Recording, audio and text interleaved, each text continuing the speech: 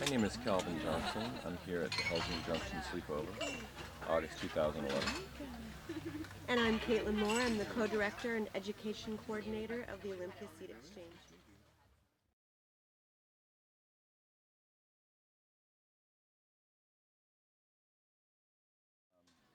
Could you give us a brief synopsis of your purpose, mission, and goal? All right. So the Olympia Seed Exchange has been around for about 4 years, and our mission is to support food sovereignty in Olympia, and we believe that starts with the seed. We believe that if someone has control of your seed resources, then they control your food resources. So we think this is the beginning of the link. So it's really a national security issue. It is. Yeah. Absolutely. And do you concentrate on seeds that are of agricultural, so like in terms of the commerce, like the cash crops in the area, or you just all sorts of food? We grow common garden seeds because we focus on gardeners as opposed to farmers.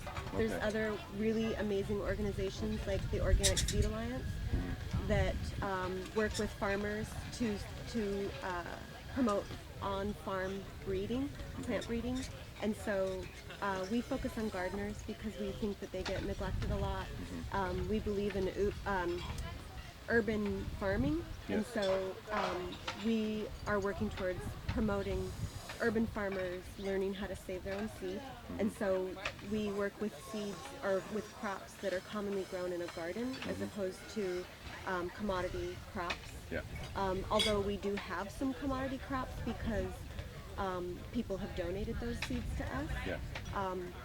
But we grow and try to accumulate to redistribute common garden seeds. And so, for instance, we've got kale here, broccoli rabe, which is like a sprouting broccoli as opposed to like the big-headed broccoli. These are Ireland Creek Annie. These are a bush bean, and it's a shelling bean. And then we've got California poppies. And so that's the other thing that we do is we try to grow some medicinal plants as well. Because we believe that people should be able to grow their own medicine and have access to those seeds as well, if that's plant medicine. So all of these seeds were grown in Olympia within the last 2 years, and we're slowly training people how to grow their own seeds. We're also growing some on our farm, and then we make those accessible to people. All of our seeds are free because we don't believe that money should be a barrier to food sovereignty. Yeah. So that's what we do. We get seeds from other people and redistribute them, or we grow them and redistribute them to the community, no questions asked. And one of the most important things that you just said to me is that you're teaching people not just about seed, but how to harvest their own seeds for future crops, Correct. for future seasons. Yes, and we take a very scientific approach in terms of teaching people about genetic diversity and why it's important and how to encourage genetic diversity so that they have the best possible crops in the long run. In the short run, you don't have to worry about it as much, but over a few years, it starts to really be a problem. So we try to teach people all about genetic diversity and how to encourage vigorous plants. And so what does that mean exactly, genetic diversity? I mean that they grow several different kinds of potatoes? Or that they don't grow, genetic diversity means that you're growing enough of a variety that there's variation on the level of the gene. Oh, okay. And so you've got a diverse population just like you would of people in a city, instead of having a bunch of clones of each other or really, really similar looking people because they've been inbreeding. That's the same thing with plants. You're not supposed to do a lot of inbreeding with your plants, so you want a really diverse population so that over time the environment selects for you, helps you to select what's going to do well for you in your garden. Yeah. And then you would be harvesting the seeds from several plants rather than just from one plant. Correct. So, It's required, actually, for the biologically. for most plants. There are a few plants where you can do that and they won't suffer over the long run, like peas and beans. You can save from just one plant because they actually breed with themselves. They've adapted to do that. But there's a lot of crops or just plants that have not adapted to do that. They require mating with others. Broccoli is an example, cabbage, kale, anything in that family. Yeah, all the brassicas are strong outbreeders. So they like to play with others. And is this different than there's like some people who just they're trying to save old varieties of apples or whatever, and they go around to old orchards and they collect seeds, and it seems like that's a different focus. But it does seem it crosses over with you in terms of getting diversity and preserving certain varieties. It's different in that they're dealing with tree crops, so they're taking cuttings and grafting as opposed to saving seed.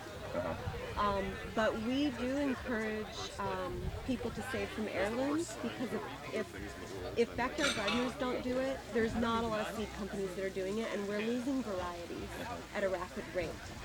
And in those varieties could be genes that would confer resistance to drought, that in the more modern varieties that plant breeders have been breeding for the last 80 years. For look or transport, for not ripening before they pick it, for not bruising very easily, whatever the traits are.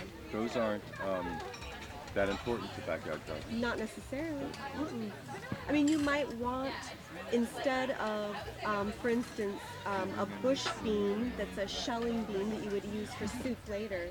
I personally don't like bush beans very much because I find that they can get just tall enough that they fall over at the end of the season. Around here they tend to rot then if they fall over. And then I have to stoop to pick them up and to harvest them.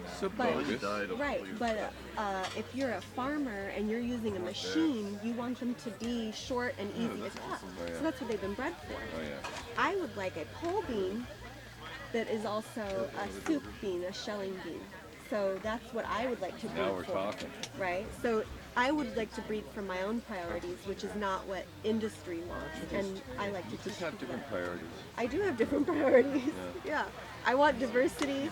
I want ease of harvest, and I want it, I want flavor and nutrition. And you want some wide variety I do. possibilities. I do. And I don't care if it doesn't look perfect for market because I'm eating it myself. So, if there's a little bit of insect damage.